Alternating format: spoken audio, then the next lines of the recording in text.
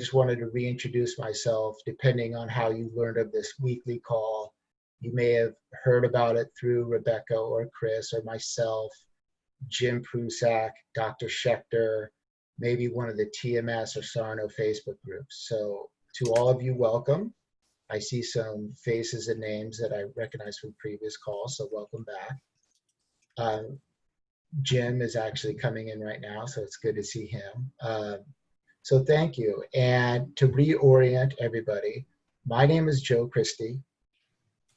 Me, Jim, who just joined the call, and Dr. Fleming are a group of us, and Chris Iacona, who's joined us today, are 4 friends from San Diego who shared one thing. We had chronic pain, chronic back and shoulder pain. It kept us doing what we loved the most. And ironically, it happened to be surfing for all 4 of us. So we all 4 came together, not as part of some surfing club, but as just different ways. And I'll talk a little bit about that soon.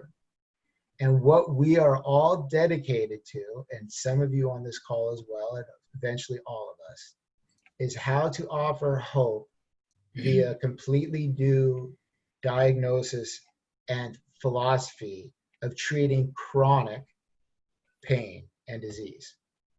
We're going to focus today on chronic pain, mainly because we are about getting you to focus on an issue you are having, a pain issue, a chronic pain issue that you've had for some time, that the doctor has ruled out being something very rare but serious, like a cancer or a true bone disease.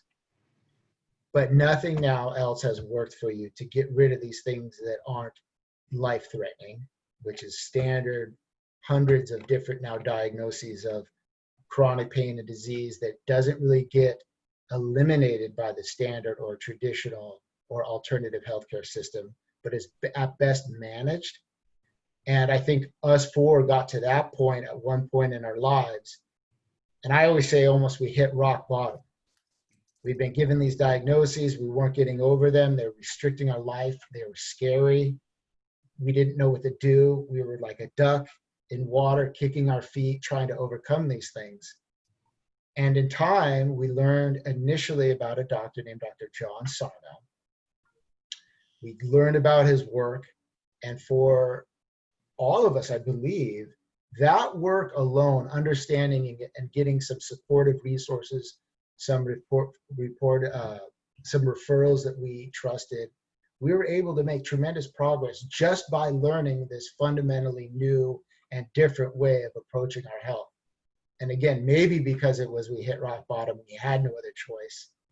We were willing then to try something new. And like a miracle, it worked. And I have since gone on, and you will hear from the other patients, that we can overcome a ton of chronic disorders, but you have to learn about this because you're not going to be told about this in many different channels. It's a new philosophy that's emerging, that's phenomenally powerful and transformational, because ultimately it empowers you to live a different level of your life because you become more empowered, less fearful, and things of that nature. So that's what we're really here about. I try not to talk as much passionate as I am, and as long as I've been putting these together, we've been putting support groups together for years now. We like to just kind of pass around for other people to talk, but I do want to show an introductory video of Dr. Sarno that ends with a little blurb about Dr. Schechter. It kind of starts framing for you what this philosophy is if you don't know much about it as well. So I'm going to try to share my screen. I'm going to show this video. Then we're going to have Chris tell his testimonial, take some questions. We're going to have Rebecca talk to hers, take some more questions, submit them through chat. We'll try to answer all we can, and then we'll continue to have these calls, and you're welcome to join us. We do them about 3 times a month, and you'll get updates about that. So hopefully we're good at this point. I'm going to share my screen and play the short video that I actually found today that I thought was really impressive. So I'm sharing. Let's see, my Zoom. So I believe you should all see my screen. Give me a thumbs up, Chris, if you can see my screen. And here is a little presentation. Can you hear this, Chris? Thumbs up? Up. Turn up. Up. Uh-oh. Turn the volume up. Let's see if it works, then I can start it over again. I wonder if... I can see it, I just can't hear it. Can't hear it, yeah. Oh, no. I wonder if on Zoom and you play a video, can you not hear the audio? You can hear it just faintly. Oh, no. This is my awesome little video I wanted to show. I'm so sad. You can always send it as a link to everybody in the group. If I send it, yeah, I could almost send it right now and have everybody watch it over the next 3 minutes. Actually, you know what? I'll just do that later. So I think I've given you somewhat of an introduction to Dr. John Sarno. The general overview is, after a certain point in time, if you're still suffering symptoms, that are not resolving themselves, let me stop share. Again, I'm not the most technical person at times, as passionate as I am. Basically, it moves to being from a physical disorder to being something totally different. And what he's talking about is your brain's ability to create pain and disease chronically in the body as a mechanism to distract you from repressed emotions. Now, it's hard to believe for a lot of people. It's like telling people the world is... Joe, I'm going to interrupt. Joe, I'll interrupt you real quick just because one of the guests, says when you click the button to share a screen, on the bottom left corner, there will be a button that says share computer sound. I don't know if you want to go back and try that, but... Let's do it. Let's try it. It seems like good information to me. Oh my gosh, I love people that are more technical than myself. So let's try this again. Thanks to bye. Okay, let's see here.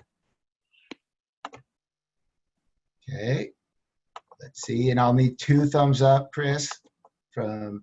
Is a pivotal figure. 2 thumbs up. Got it.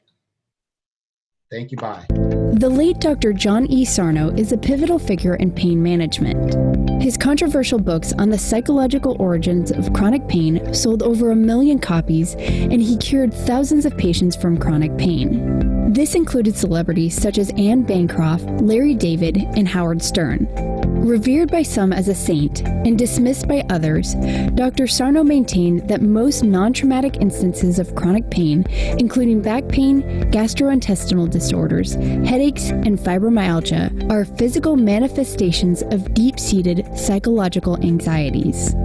Dr. Sarno, who specialized in rehabilitation medicine, developed his theories over almost 50 years at New York University's School of Medicine. He gave the various forms of chronic pain the collective name Tension Myositis Syndrome, or TMS, which, apart from its psychological roots, he attributed to mild oxygen deprivation caused by reduced blood flow to muscles and nerves throughout the body.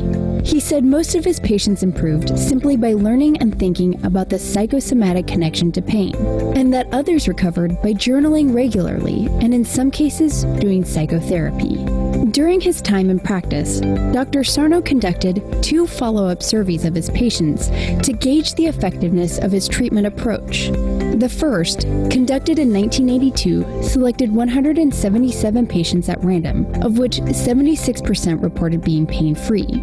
The second study was done in 1987 and focused on 109 patients who experienced back pain. In this survey, 88% reported being pain-free. Dr. David Schechter, who practices Sarno's techniques, also conducted similar follow-up surveys on his patients and reported a 57% success rate among 85 patients. Okay, so I'm going to stop it there so it doesn't go too far. I'm going to stop my screen share. So that's an overview of just an intro to Dr. Sarno, and you see it stopped with Dr. Schechter because he was actually a patient of Dr. Sarno's, overcame his own disorders, and that launched his unique medical career, which helped me, and you'll hear very soon, Chris further overcome some of his TMS disorder. So hopefully so far this is ringing true. Chris, I'm going to first hand it over to you to tell your story, and then if anyone has a question or two, chat it in, and then we'll try to address it before moving on to Rebecca. One note, the reason why I bring on patient testimonials, and if you do research with Dr. Sarno's books and the like, you will see that patient testimonials, hearing patient testimonials is a key to therapy, because it's all about overcoming doubt and learning that you can overcome these things, and hearing other people's stories certainly helps. So Chris, I learned this from you originally. You were the dean of my daughter's private school. You were telling me about Dr. Sarno and this therapy over and over again. I finally listened to you and got better. So how'd you do it? Yeah, hi everybody. My story is a bit of a long one. I was telling my wife today, and when I was telling her I was going to be doing this tonight, it's an incredible story in that, as you'll see when I tell it, it reads as amazing, and there's no embellishing needed. So I'm 46 years old now. So this was about roughly 15 years ago or so, my early 30s. I came home from the beach one day, as I did just about every day of my life since I was 6 years old, and got in my car, and I had some pain firing down my right leg.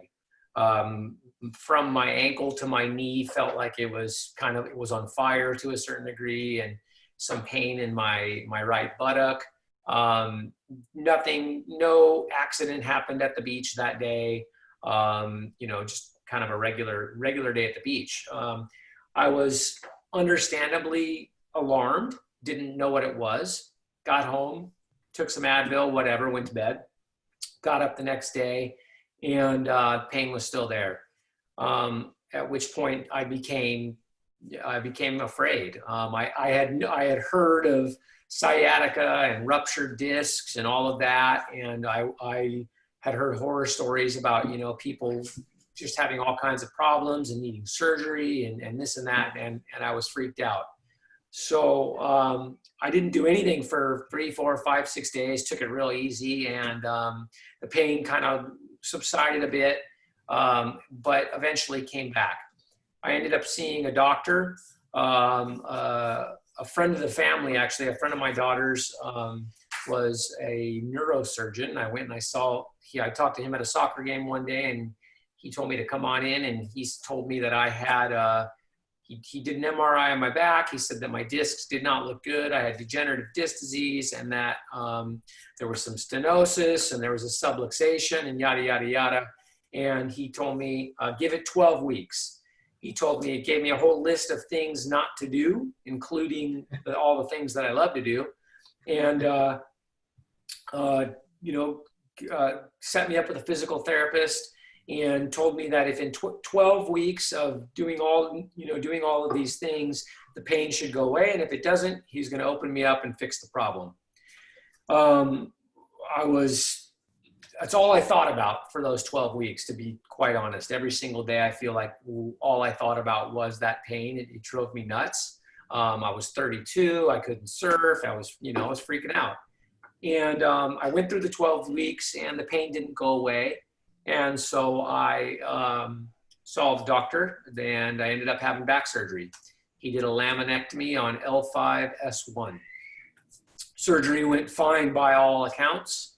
And at the end of the surgery, I was told, there was a 12-week healing process. So I went through that 12-week healing process, did physical therapy, the whole 9 yards, rested, yada, yada, yada. And finally, 3.5 months after that surgery, I was given the green light to return to physical activity. And most importantly for me, to return to swimming and surfing and the things that I love to do. So this was roughly middle of January at this time. The sciatic pain had, for the most part, gone away, that pain in the right leg that I described. But it was still there a little bit, but certainly not that bad. I started surfing again, and about 3 I want to say 2 or 3 days into returning to physical activity, I started having excruciating pain in my right shoulder blade. I had never had pain in my upper back before. I had never had shoulder problems before. And I started having this pain, you know, back in that shoulder blade, that kind of upper trapezius, middle trapezius area. Went home, kind of chalked it up to not surfing for a while. I must have sprained something, overdid it, yada, yada, yada, iced it, rested it. And after 2 or 3 days, it subsided. But then when I tried to do anything strenuous after that, the pain would come back. So this is about a week and a half or 2 weeks into this whole experience that I went and saw another doctor who said that it looked like I had some form of a muscle, an impingement, a tendon impingement in the right shoulder blade, and it was causing pain to radiate down. So he gave me some exercises to do, told me it would all be fine. I did the exercises, etc. A couple weeks in, pain was still there. And in fact, the pain was getting worse. I was teaching 5th grade at the time, and the pain got to a point in this so much so that when I was holding my right arm up and writing on the eraser board for my students, teaching a math lesson or something like that, that I would get this excruciating pain in my right shoulder blade. And so I couldn't hold my right arm up. So it was really affecting my work. It was affecting my emotional well-being. It was affecting my marriage. I was driving my wife nuts, asking her about what she thought was going on. And I went back to the doctor, and he ordered an MRI of my shoulder and my scapular area. So I had 2 MRIs done of both those areas, both of which showed nothing. Came back. He told me he still thought it was the impingement. He gave me a cortisone shot in the right shoulder. Went home, told me it would take 2 or 3 days and that should solve the problem. 2 or 3 days went by, the problem wasn't solved. Now we're basically into February. So he told me he thought I had to go see an acupuncturist, which I did. Went and saw an acupuncturist, went through that whole rig and roll for a while. Pain persisted. So now I'm, 6-7 weeks after my back surgery was supposed to be all healed, and I'm dealing with this upper shoulder thing. I'm definitely getting super bummed out, depressed. I've spent a bunch of money on PT, acupuncture, MRIs, and I'm not getting really anywhere as far as the pain is concerned. I'm doing everything the doctor tells me, doing everything the physical therapist, acupuncturists are telling me, and nothing's helping. So at that point, I went and I saw a different doctor, was recommended to me, a supposed shoulder guru, and I went and saw him, and he wasn't sure what the problem was. Told me he prescribed for me physical therapy as well, but with a different physical therapist who had a whole different program. So I ended up doing that for 2 or 3 months.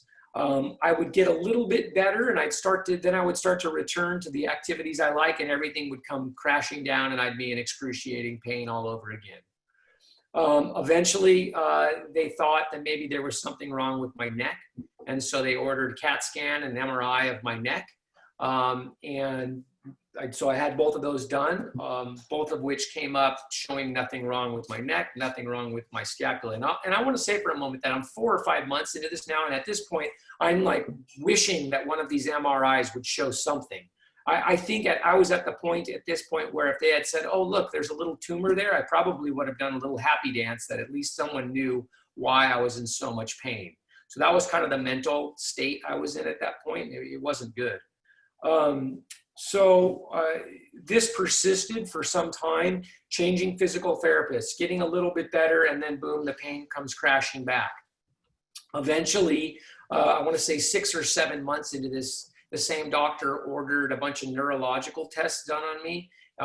Two of them, actually. One of them, and both of them sound like medieval torture. One of them, they stick a bunch of needles in you, and then they listen to the sound that your nerves make.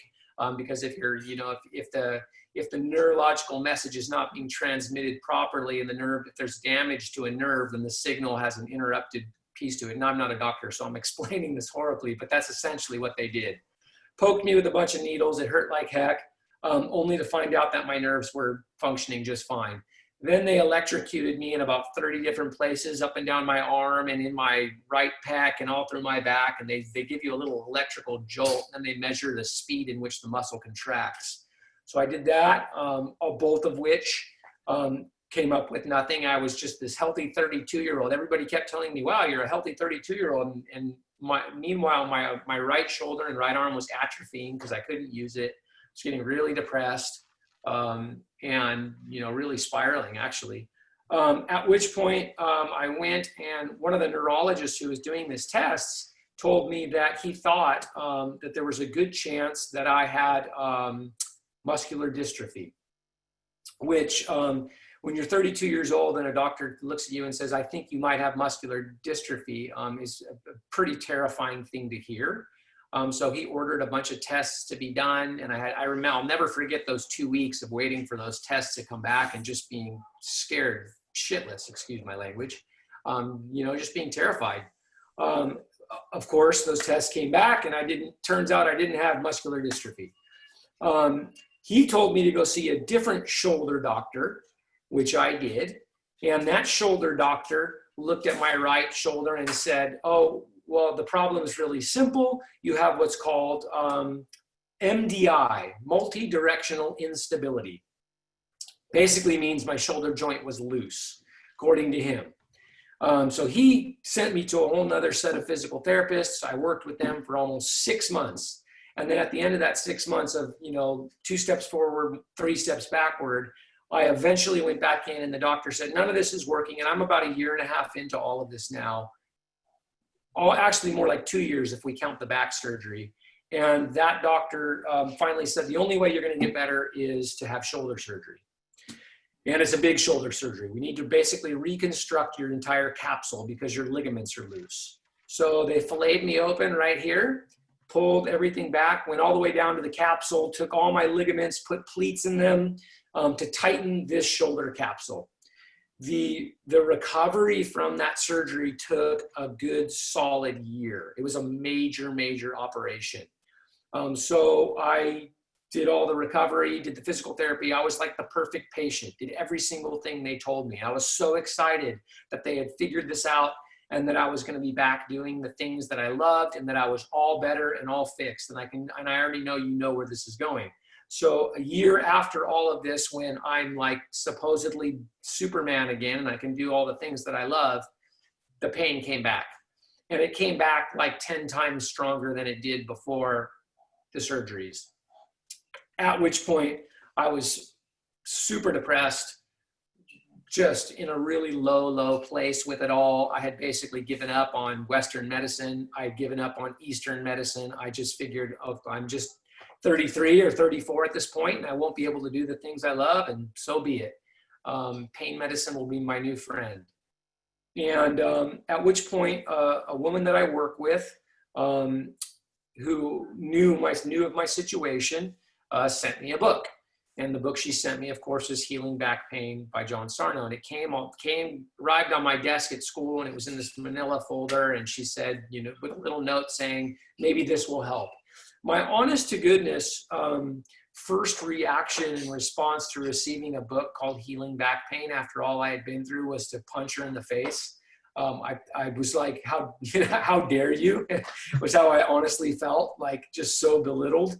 I had never heard of anything like that. And it was super frustrating, but I ended up sitting down in my chair and I read the first 3 pages of the book, and I remember just, kind of tears forming in my eyes and just thinking, wow, this is me to a T. And so I continued reading the book and realized right away that I was going to need a lot more help in this than just reading a book. So I started doing research, and I found Dr. David Schechter. I was living in San Diego. He was up in Los Angeles. I would have driven just about anywhere in the United States at this point, or probably flown anywhere in the world. So I ended up got an appointment, and I drove up, and I told him my story. And the first thing he said to me was, he said, isn't it interesting that you went to 9 different doctors and, a dozen different physical therapists and these acupuncturists, and not a single one of them ever thought to stop and ask you anything about your emotional state. And I remember him saying that, and it just hitting me like a ton of bricks. It was so true. And the next hour in his office with him, we really didn't talk so much about my pain as we did about what was going on in my life. I was newly married. I had adopted a little girl. I was teaching at a school. I had all of these really big life things happening. And I have a personality in which, you know, I'm really responsible and all of these things that can subtly add stressors to us. Long story short, sorry, maybe I've already, it's too late to say a long story short. It's already a long story. Dr. Schechter prescribed for me a journal. It cost me $15. It was 30 days of answering questions. Every day I was supposed to read a chapter of Sarno's book, and I had already read Sarno's book a few times at this point. But I was supposed to read a chapter a day, reread it, and then do the journaling activities for 30 days, try not to miss a day, et cetera, et cetera. I did it. I did it religiously. And I want to say maybe I noticed about 10 days in, the pain getting less and less and less. And by the time I finished doing the journal 30 days in, I was surfing pain-free. And that I've had different TMS experiences since, but that pain, that shoulder pain has never come back to this day. So that's my story with how I got introduced to all this. I since that time have, you know, made sure that whenever I talk to people and they're experiencing some form of back, shoulder, neck pain, stomach pain, whatever that can't go away, that I mention Sarno and I try to get involved because it certainly changed my life. And yeah, that's my story. That's that part of the story. Well, I think I speak for everybody in saying that is incredible, horrifying, but hopeful, because let me start with the hope. I hope people hearing this story realize that as far as you were down the rabbit hole of getting imaging, getting surgery, it's incredible that you were that far down the rabbit hole and still were able to turn it around.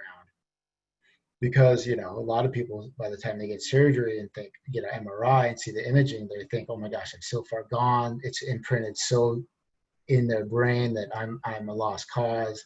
That to turn it around, where I was lucky, where I knew not to get an MRI from you. And I was able to, like I said, initially, you could look into the book, about 8 months later, talk to Dr. Schechter, turn it around for me, for you to come that far back.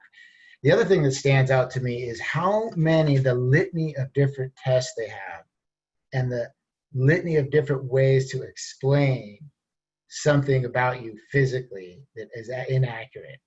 Whether you had a loose shoulder, and I don't know what they called it, or all these different diagnoses. And the underlying issue, if I can drive this home for everybody, is it's all based on the physical paradigm, which is how they're trained, and that's okay. What it's not okay is it's not going to get us better a lot of the times. Do you agree with that sentiment, Chris? Well, yeah, I do. And what is more astonishing to me now, being so like far removed from that experience, but still dealing with all these things, is the utter lack, or I should say, the total focus of looking to explain the human experience from a physical perspective, to simplify all of us as just physical beings that don't have this emotional experience that we carry with us, and that, you know, is really a sad state, I believe, in Western medicine. I think it's changing, but I firmly believe that in 95% of instances with the body, you can't understand what's happening with you physically if you don't also take a look into what's happening with you in your life emotionally and otherwise. And I don't mean like it doesn't necessarily have to be some gigantic, traumatic, horrible thing that happened to you. It doesn't have to mean that you experienced years and years of child abuse or some horrible thing. I mean, it can simply be that you're a really hardworking person and that you do your best every single day. But it's how you process and internalize those emotions and the stresses and the pressures that we all put on ourselves, whether we know it or not, or whether we admit it or not. So that's the piece of it, Joe, that I think is amazing, is how doctors continue to overlook that and to take the time to understand the effects of that on the body and the human experience, if that makes sense. Yeah, it makes perfect sense. And again, anyone wants to chat, question or statement into the chat, and then Rebecca will jump to you in a few minutes in respective time. But very interesting, Chris, and you could even jump on this if you want, but Dr. Jake Fleming at one of our initial lectures talked about something called the triangle of conflict, and it very much took into account what you're saying is we are also emotional and spiritual beings as much as physical beings. As a matter of fact, more. And it's a top-down effect rather than this bottom-up effect. And you can go, I put a link to his lecture on my website. If you go to simplysarno.com, go to lectures, and you scroll down to the 624, the June 24th lecture, it's the Triangle of Conflict lecture, and he talks just about that very thing in more detail and talks about exactly how spiritual and emotional effects translate into the body. And it's phenomenal. It gave me some additional perspective that's helped me even since I've learned about that. So thank you so much, Chris. You're amazing. I didn't remember all the details of your story. It's a phenomenal story, and it's really, unfortunately, a textbook story. Thousands, millions of Americans are going through this right now. Yeah, and the last thing I'll say before I'll mute myself is that you mentioned earlier when you were talking, I think you referred to Sarno's work as a philosophy, and I'll just say that I take issue with that word only because it implies that, you know, you can have two philosophers debating an idea. This is not hocus pocus, new age, spiritual gobbledygook. And that's not to put any of that kind of stuff down, actually. It's real stuff. Can you measure it in a test tube? Not yet. But that doesn't mean it's not real. There's lots of things that can't be measured or quantified in the test tube that we all accept as real. So I'll just throw that out there. I've dealt with this so much in the last 15 years on and off, both with my own processes and also helping others, that there's zero doubt in my mind that this is just this is what it means to be human in 2020 for most people. And how Thank you for clarifying, because I always tell Dr. Sarno was a legitimate, serious scientist. It's not hocus pocus, and he ensured, and if you ever heard him talk, he's very direct, and he's like, this is a new diagnosis. It has nothing to do with anything metaphysical or surreal. It's a pure diagnosis. Exactly. All right. I'll say one quick thing too, Chris. An awesome story. I'd love to hear it again. Heard it before, but it gets better every time. Yeah, there's science now is caught up. I mean, we have the brain imaging stuff that's come out more and more. That's really solidified what Sarno did, which is amazing. So we're getting there. We got a lot of good studies come out in the last 5 years that keep growing that basically share exactly what you said. So we're getting there. So Joe, Chris, can I answer the question? Yeah, sure. All right. So the question says, I have sciatica, but hip, tight calf. Chris's story sounds similar to me. Is it safe to push through exercises that I keep pushing myself? So here's what I'll say to that. I was just, before everyone got on this call, I was telling Joe and Rebecca that I had sciatica like 3 or 4 days ago, which I absolutely knew to be just me having a little TMS episode. And I surfed twice. I went for a paddle. I did every single thing that I do physically. I completely ignored that it was there and went on doing my thing. And here I am 4 days later and I have no sciatica. My exercise didn't affect it at all because I know deep down that sciatic pain had nothing to do with anything in my body physically. So what I would say to your question is, It depends on where you're at psychologically and mentally with the TMS diagnosis. How far into it are you? Because if you're just learning this as new, you can go out and you can have some pain, do your exercises, and then have pain later. The question is that pain going to scare you? Are you going to be scared by it? And if so, are you going to then attribute it to the physical exercise and cause yourself to go deeper into a rabbit hole? For me, where I'm at now, I can go exercise with pain, and if it hurts, I just ignore it more. It doesn't stop me in my tracks. It doesn't cause fear. So I guess the quick answer is yes, you can go do exercises. The exercises aren't going to cause more pain from the sciatica because the sciatica doesn't have an organic origin. However, you might have more pain just simply because mentally you're not ready yet, if that makes sense. I know that's a convoluted answer. It makes phenomenal sense. Thank Can I you. say one quick thing too, Joe? Because I just Sure. read on this side. Like I just had a client today who I spoke to for the first time, and she was sharing exactly what she had sciatica. She's had it for 4 months, been through a bunch of physical therapists, doctors. She went Monday to see a doctor again, and she got there and she got fed up in her mind. She had read Sarno, her cousin gave her a book, and she heard about it from somebody else. So she had it in her mind already. Went to the doctor. She walked out of there so upset. She's like, I'm not doing this anymore. She goes, screw the doctor. I'm not taking this medicine. I'm not taking the cortisone shot. And she read Sarno and said, screw it. I'm going for a swim today. Tomorrow I'm going to go work out with my daughter. And she did. And both days her sciatica was better. And so, boom, she was getting physical therapy. Hey, I'm a physical therapist. And so I'm not going to speak bad about him, but she was going to physical therapy and they were babying her, telling her she was broken. She had a 5 millimeter disc bulge protrusion in her back. And she's better 2 days after seeing the doctor because she didn't take the doctor's advice. Yeah. So it can get better. That's why I want to impart And to it's you. about personal confidence and when you're ready to really just grab back hold of control. Yeah. That's right. So Rebecca, so you have an equally amazing story. So please go ahead.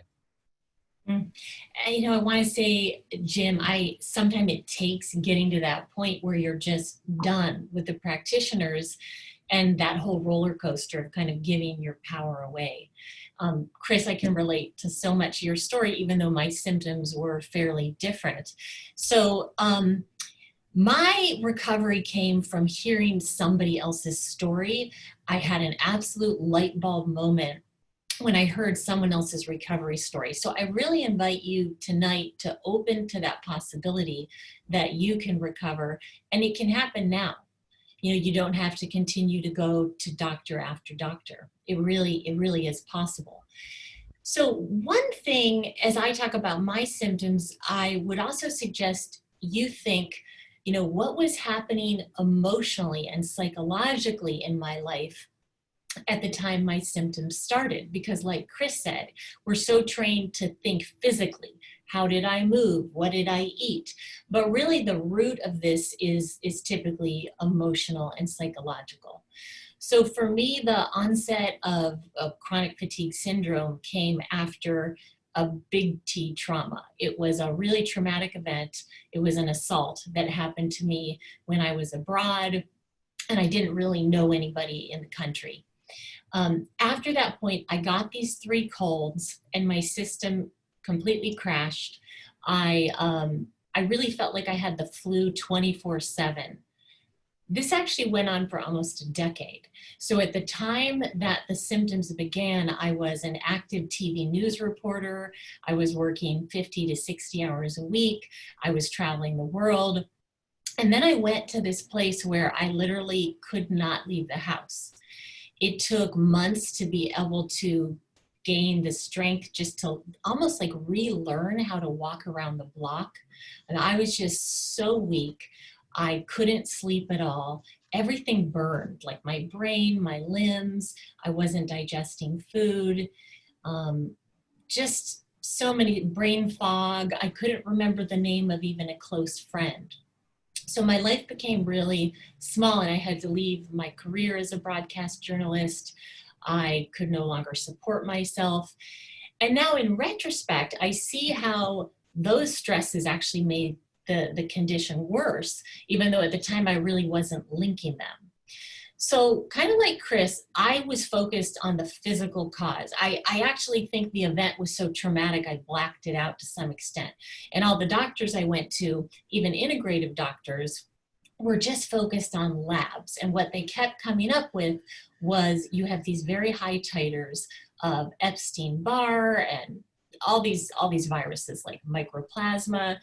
And I remember one doctor saying, it's actually crossed the blood-brain barrier and your brain is riddled with viruses and you will literally never be the same. And they said you'll never have children. I mean, so many things. So all these words, even beyond the diagnosis, were so depressing in and of themselves that I would just kind of spiral down. And what I also realize now is they were just so scary, you know, so that activates the danger signal in the brain. And of course, the symptoms just kept getting worse. So things kind of went on like that, with the diagnosis being chronic fatigue syndrome, sometimes fibromyalgia, as well as adrenal exhaustion and a bunch of other things. I tried, you know, vitamin IVs. I actually even tried antiviral IVs, which completely crashed my system. I couldn't get out of bed for months after that. I tried all kinds of stuff like acupuncture, energy work, so many restrictive diets, taking 30 supplements a day, which I'm sure a lot of you know is stressful in and of itself. And all the while, I did start getting some therapy, some psychotherapy, and even some trauma therapy. But I think really what the missing link was connecting the trauma and the repressed emotions from that with the physical symptoms. They were actually the same thing, but even going to some good therapists, it didn't move the needle at all in how I was feeling physically. And, you know, I got to this point where it was so exasperating, as Jim was just talking about, being on this roller coaster. I saw over 50 practitioners over the course of a decade, that I think after about 9 years, I finally just said, I give up. Not so much giving up on my health, but I'm just not even going to focus on that anymore. And I had started meditating a number of years before, and I was doing gentle yoga every day. And I just started focusing on what I enjoyed. At this point, I was on disability, so I couldn't work. But I would just be in nature. I started writing poetry. And all these things were actually really pivotal because they put me in this place where I was kind of accepting of my situation, not giving up, but I just was more peaceful. I wasn't really fighting it. And then interestingly, even though I had actually read a Sarno book years before and it resonated, I didn't know how it applied to me and the chronic fatigue. But through one of these, I was taking an online poetry class.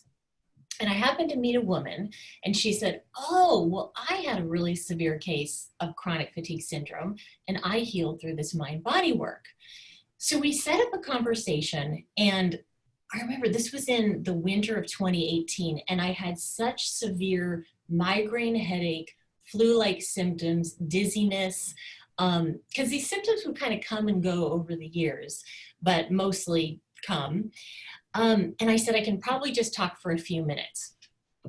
3 hours later, I had this, what I would say is a spontaneous remission. I literally started running around the block. I left my bed, I started running around the block. I felt absolutely on top of the world. So what happened in those 3 hours was this woman really listened to my story. And she also explained how it was very similar to her story. All the same symptoms, different stress, but you know, stress or trauma is stress or trauma. And at the end of this phone call, she went out on a limb and she said, and she's not a doctor, she's not any kind of therapist. She said, Rebecca, you are not sick. She said, you're not sick, it's repressed emotions. Your brain is sort of stuck on these old neural pathways. You know, it's like a broken record. And you just have this unresolved trauma. And then the light bulb went out, and somehow my brain 100% believed it, because I just saw it made so much sense. You know, nothing else had been working. So the only thing that changed in that conversation was my mind. And I went to jogging around the block. I started this 30-day yoga challenge the next day, like more of a power yoga, you know, before I was just kind of laying on the ground and stretching. And then really though, within the next week, some symptoms came back, which is really typical and can happen with TMS, not always, but you know, remember you have all those neural pathways that are now kind of highly sensitized to sensations and to triggers in your environment. And as Sarno would explain, your brain's trying to protect you from feeling emotions. So I needed to work with it more deeply, and I started seeing this wonderful mind-body coach, Jim Prusak, who's on the line, and worked with him for probably 9 or 10 months, first every week and then every other week. And that was just a whole process of learning a whole new way of thinking and feeling. And over that year, I basically, you know, fully recovered. I started traveling again. I started working actually as a mind-body coach, and I went back to it, writing, but a different kind of writing. And so what I want to just sort of sum up that really helped me, that I think applies to whatever symptoms you have, the ones Chris talked about, or any other kind of pain, irritable bowel syndrome. I had interstitial cystitis, that's also a mind-body thing, is really this self-soothing talk, that you find language that calms down your system. And a lot of times that comes through this knowledge of knowing that even if you have bulging discs, you're not injured, and that's actually not what's causing the pain. So in my case, it's just constantly reinforcing, I am not sick, I'm safe, I'm okay. This is just my brain creating these symptoms, and this will pass. You know, I'm strong, I'm resilient. So as the symptoms would come up, I would just repeat that over and over. Now, they did come up again because Jim was working with me to expand my range of activities. And that's a really important part of TMS as well, is you want to really take charge of your life and start going back to the things you enjoy. Well, of course, that's terrifying, right? Because they cause the pain, supposedly. And they do, in a sense, because you have this learned association with that activity. So I started taking baby steps to do more activities, and symptoms would come, like insomnia would come and flu-like symptoms would come. But I would just keep reinforcing, I'm just retraining myself. It's not going to be like this forever. I'm safe. These can't harm me. And then I kept taking baby steps, and eventually your brain realizes, oh, she's doing these activities and she seems to be okay. And when the symptoms come, it's really shifting your relationship to them so you're not scared of them. Because as you turn down that danger signal, the symptoms will subside too. It's really like the fear that activates your nervous system. So the other thing was learning to really feel the physical sensations in the body. So often we're just conceptualizing things, but instead of just saying, I have pain, you know, Jim worked with me in meditations, and I continue to do them really every day on my own, is just tracking sensations in the body. So is it pulsing? Is it warm? Is it throbbing? Is it burning? What are the qualities? And then tuning into that and really tracking it and staying with it. And a lot of times what you'll find is it'll shift. You're not trying to make it shift though. You're not trying to get rid of it. In my case, I started feeling a lot of emotion. And so I really needed to go into that emotion and really process the trauma. But I didn't have to go back to another trauma therapist. It's just these techniques I was doing with Jim and I started doing on my own. Of just feeling the sensations, because you're really then with that raw energy of the emotion. And you're retraining your mind that those sensations are not unsafe.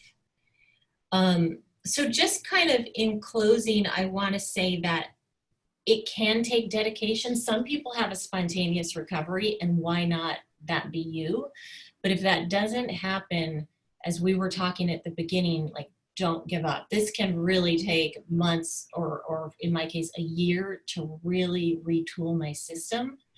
But what you'll find is it's so satisfying. It's this whole new way of living in a way that you're more in touch with your body, your intuition, your emotions. I think it's a much fuller life, and it's a much more empowering way to live.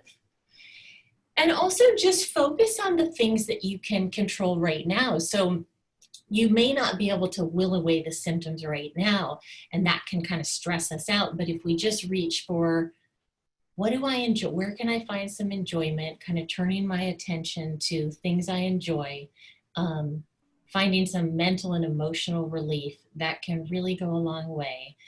And also finally, just not really judging yourself if your progress isn't what you wanted, because this really does work. It just, it can in some cases take some commitment. So I just say, if you're on this call, there's a reason for it. You probably have a mind-body issue or know someone that does. Otherwise you wouldn't show up. So I encourage you to just, keep exposing yourself to it and keep practicing the techniques. Wow. I couldn't have asked for two better stories to complement one another. The same underlying principles, different types. Like Chris, yours was a little more musculoskeletal. Yours was a little bit more of the fibromyalgia, gastrointestinal realms. Both are underlying physical parts of your body, but they can both be fixed by taking an emotional, psychological approach like you're talking about. If I could have one thing, I would like everybody in the whole country to see this video, but unfortunately they can't. A couple things that jumped out on me that I'm gonna ask you a question from the chat is, you talked about that missing link. You had the psychological, psychotherapy, you were also then working on yourself physically, but once you made the link is the key, I think, right? Isn't that once you put those two, then actually link them together, that is when the healing happened? 100%. I think there's like great trauma therapy out there, and there's even mindfulness and things that are meditative, but the TMS really links the two, where there's something that happens in the mind that says, these are actually the same thing. So it's not like I'm just going to therapy to work on my emotional self. Like, it's actually going to the root cause of the physical symptoms too. That's exactly what is the key from when Dr. Sarno came along. He's the first one to talk to his psychological and psychiatric brethren because pain care wasn't working. And he said, oh my gosh, I'm going to try this. And he tried it and studied it. And he realized that missing link was the key. So thank you for bringing that. The other thing related to that is it was your own puzzle. Both of you, me, Jim, everybody who's used this had a little bit different personal puzzle to put together. Sometimes you overcome things in time, sometimes it's spontaneous. And by the way, it can be the same person. It took me time to overcome my back pain. My Crohn's disease 2 years later, once I realized the thing, went away that very moment. And I never went back, got sick again. So these different things can happen to the same person. So now I do want to ask you, by the way, Chris, you say exactly what the BCAP was. The symptoms, whatever they are an alarm bell that there is something going on emotionally or on a subconscious or unconscious level that are not being dealt with.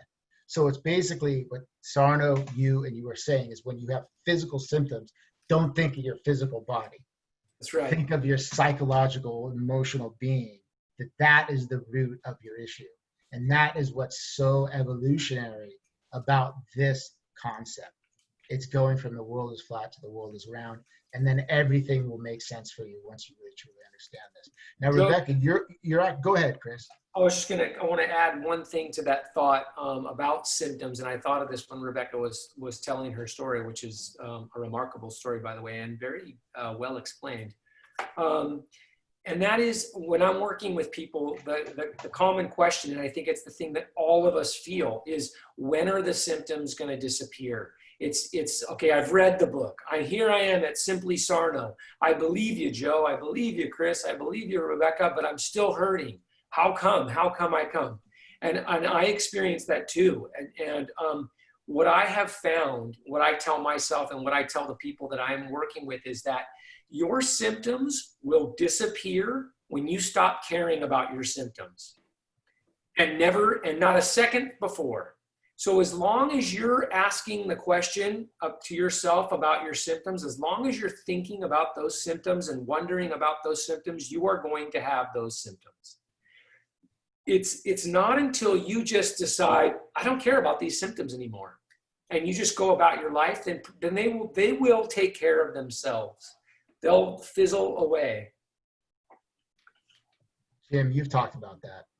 Yeah, I agree. So yeah, it's great, Chris, and Rebecca, awesome. Love hearing the story again. Yeah, exactly. So, I mean, we know from the science, what you're trying to do is shut down that amygdala. What is that? Fear, worry. We've seen that when you do that, you can eradicate pain. And so that's the first step, and Joe has mentioned this in other calls, is knowledge, is understanding what this is. You understand the diagnosis. That's the first thing, because from that understanding, you can move forward. Like Chris said, he can engage in activities again and not be worried about. He had sciatica a few days ago. If he didn't understand and know this, he would potentially pull back and have more pain. So when you can remove the fear, the anxiety and the worry, you can move forward. And then sometimes, like Rebecca said, you need to also work and look at the deeper emotions that is creating the stress in your system, what those emotions are in your life. And so if you do all those three things, it's a good chance you're going to get better with this work. So you guys are very blessed who's on this call, because I think Rebecca, Chris, and I know Jim are all working with patients, correct? Why don't we start with you, Rebecca? You began your own coaching program. Yeah, so just this made such a huge difference in my life, and I had been to 50, 60 practitioners without really any benefit. So I never really set out to be a mind-body coach, but that's what I started doing because I'm just so passionate about helping other people and kind of linking these two disparate areas we talk about. So I just work with people usually over Zoom or Skype, and we do a lot of these kind of somatic practices, a lot of the education, and really find where each person is getting stuck and personalize the approach. I'm just in the process of building my website, but I can put my email in the yeah. What's your email? Go ahead. And everybody, if you have a pen, you want to write this Yeah, down. I'll it's go just, through. I'll ask you, Rebecca. I'll ask you, Chris, and we'll go to you, Jim. Yeah, it's just Rebecca Tolin. My name, as you see it spelled on the screen, at iCloud.com. Okay, And then great. I'll put it in the chat as well. And then Chris, are you doing it? Are you working with people as well? So I'm I'm the dean of an elementary school. So I don't work in TMS for a living, but I've maintained my relationship with Dr. Schechter. He's become a good friend of mine, and I can still continue to see him. And through that, he's asked me numerous times if I would work as a coach with patients that are kind of struggling along their journey, kind of as somebody to reassure them, answer questions. And the answer is always yes. I had so much help from people like that on my journey. And so I'm always willing to have a conversation or 5 if necessary with anybody who, just needs reassurance or, is unsure about a certain thing. And so that's how I stay involved in all of this. And I'm happy to give my email as well. And Dr. Schechter sometimes will call me and say, hey, would you mind if this patient of mine calls you? And I say, sure, love to. I've done the same thing a few times for sure. So how would they reach you? I will put in the chat box my email as well. And anybody, feel free. This stuff, you need help. And it's okay. It's okay to need reassurance and to work through doubts. It's part of the process. It's good to bounce the ideas. Rebecca shared in her story how pivotal it was to have somebody tell her, hey, Rebecca, you're not sick, and so feel free. And then Jim? Yeah, so I'm a physical therapist by trade, but I don't really practice physical therapy anymore. I do, but I kind of call myself a psychophysical therapist now. There So you I've go. taken Sarno's stuff. I've worked with Dr. Schubiner, trained with him, some other people in the physiotherapy world that work on the brain science side. So I kind of I try to bring both sides. I bring the neurological side, the current concepts of understanding this from a brain perspective, and then also Sarno's side. So I coach people, I work remotely, same thing like Rebecca, Chris, through Zoom primarily. And yeah, so I'm available if anybody wants to reach out to me, even if you have a quick question, or if I can be of help, or if it's a good fit, I'm happy to work with you. You can go to my website. I'll type it in here. It's thepainpt.com. I have a YouTube channel as well that has a bunch of free videos that you can learn about, some more about TMS and the brain and how all this stuff works. So feel free to go there and have a look and see if it resonates with you. Let me ask you this question. We have someone in the chat asking, and this is very common. I've dealt with these things. I've had some progress, but then I'll be laying down and I feel like a twinge of pain, and the last thing I want it to do is come back, and I start getting anxious and fearful. What would you say to that patient? Are you asking me, Joe? Sure. Yeah. Yes, it was. Okay. Yeah. So it kind of goes back to what Chris and Rebecca both said. Like you're trying to build that reassurance in your brain, the confidence, basically, that you're okay. So again, it comes back to this understanding. Like when you understand what's happening in you, that this is a benign process that's a result of stress and not the result of a physical injury, and you really start to understand that allows you or gives you some confidence to move through pain or move through fear, because it's the pain that creates fear, or fear that creates the pain, both ways. And the natural fear response in anybody is to withdraw, is to pull back and avoid those things that cause more fear and more pain. But when you understand this process, you realize there's nothing to fear. So you can start to engage and move through fear. We call this fear avoidance. So you start to engage in the things you typically avoid, and then you begin that process. So that's where I tell people the rubber meets the road. So you're working your brain to get to this place where when you have no pain, you're fine, right? Oh yeah, great, I can go do that, I feel good. But as soon as pain starts, people immediately go back to their own pattern of withdrawal and avoidance.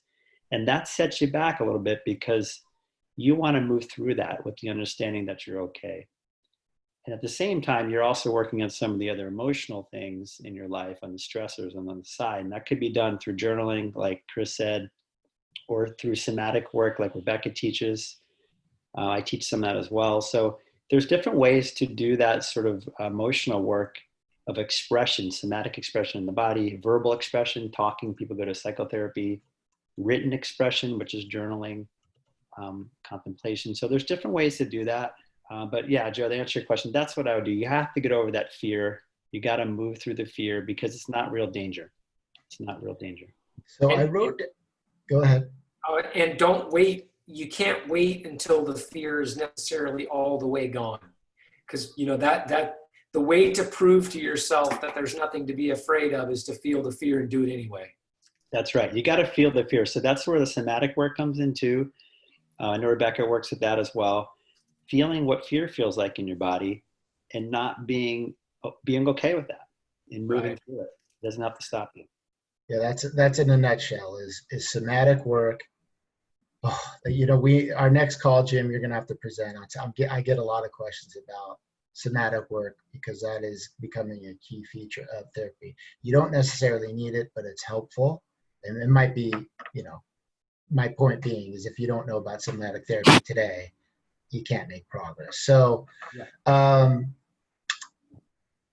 that's right. In a nutshell, somatic work is feeling sensations in the body, but still maybe feeling it a little bit fearful, but still going about your life as you're physically okay.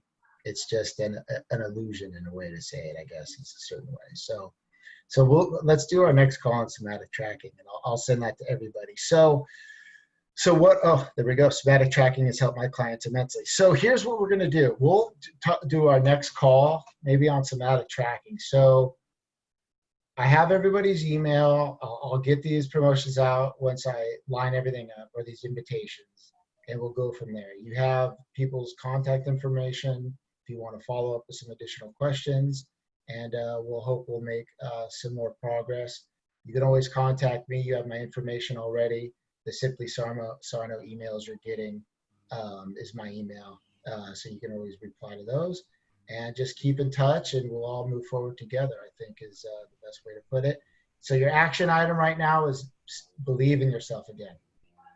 Walk away from this call believing in yourself, and that will be your salvation. So, all right, guys, thank you so much. I hope you enjoyed the call, and have a phenomenal evening. Thanks, Joe. Thanks, Joe. Thanks, everybody. Everyone. Joe, there's a question to me from Sarah, and I'll just tell Sarah that she can email me if she'd likes, and I can answer her, or I can answer it now. Your choice if you want. Yeah, go ahead and answer it, and people can stay or go. No pressure. Okay, sounds good. Her question had to do, I'll read it. It says that you mentioned that you did the 30-day journaling project, which helped. Was there anything else you did in terms of changing the way you approached life or dealing with issues you had in your life? It's a really good question. And the quick answer is no. I didn't necessarily change the way that I deal with things. What I did differently, however, was recognize that the way that I am dealing with life, and still do, can create a whole lot of tension and stress. And it's the recognition of that, and then the connection of that Rebecca mentioned as well, to the physical sensations that causes the physical sensations to not rear their heads anymore. And also just simply not being afraid.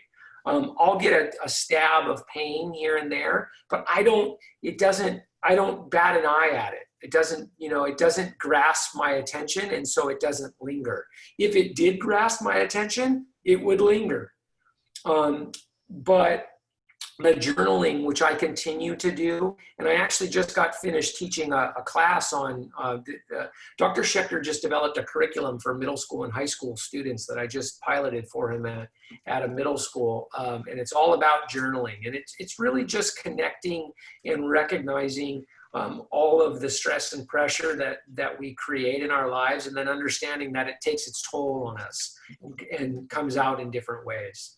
Hopefully that answers your question. Yeah, so it actually does in a way, because, well, I shouldn't say that, but I did type in mindbodymedicine.com, and that is Dr. Schechter's website.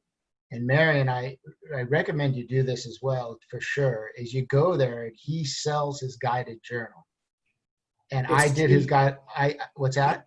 It's cheap. It's like the best $10 or $15 you'll spend. I mean, it's. And I did it twice. As helpful as it was the first time, about 2, 3, 4 months later or something like that, I can't remember, it's been so long, I bought another one because it's just so nice to do. Yep.